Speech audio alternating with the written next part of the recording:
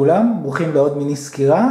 הפעם זו מקלדת של חברת זאוטק, מקלדת ממש דקיקה, איכותית, כפתורים נחמדים, הכל פיקס. יש לה משטח מגע, טאצ'פד כמו שקוראים לזה. ניתן לשלוט על הסמן במסך, על המכשיר שאתם רוצים לעבוד, כמו עם עכבר.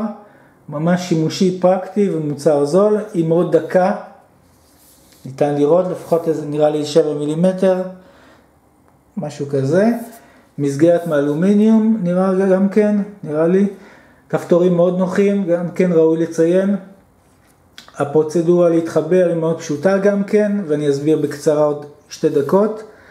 כפתורים, יש פה כפתור on-off וכפתור connect, אז אלה הם כפתורים.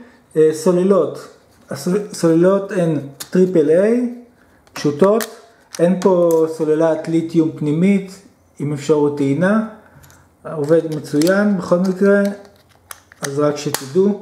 אוקיי, הפרוצדורה עצמה כדי להתחבר מול מכשיר, זה יכול להיות טאבלט PC, זה יכול להיות מכשיר נייד, יכול להיות מול קופסת אנדרואיד, פרוצדורה מאוד פשוטה. מדליקים את המקלדת, לוחצים על כפתור קונקט, מספר שניות, והולכים כמובן למכשיר שעליו רוצים לשלוט ולעבוד עליו. במקרה הזה זה טלפון. אז בואו נראה.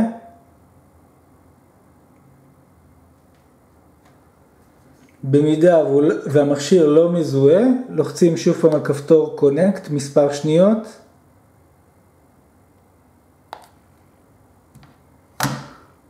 יפה, הנה.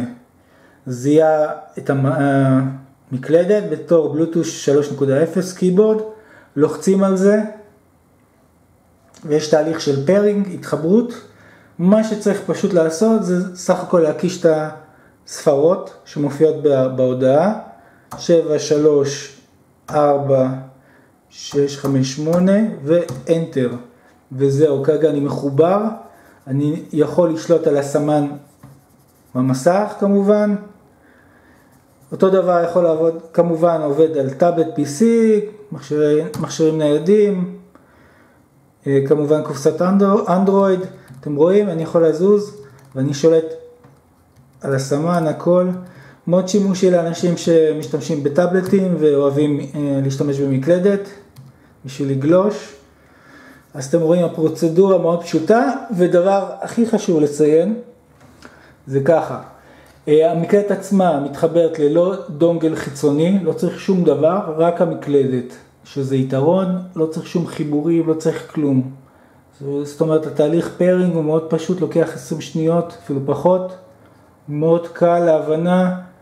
עכשיו לגבי שפות נתמכות כרגע, זה אנגלית, רוסית ועוד מספר שפות. לגבי עברית, אולי יהיה בעתיד, אני לא יודע.